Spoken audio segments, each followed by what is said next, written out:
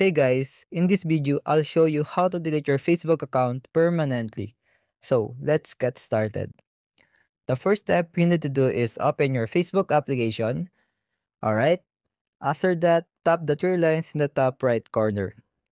Okay, now just scroll down a bit and select Settings and Privacy. After that, go to the Settings.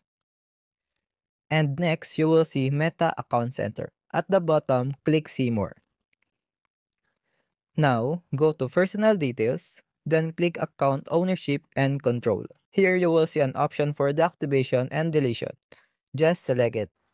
After that, choose your account and select Delete Account. Alright?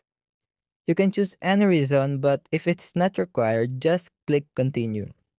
Alright, after that, scroll down to the bottom and click Continue. Then enter your password and click Continue again. As you can see, if you click the delete button, your account will be scheduled for permanent deletion.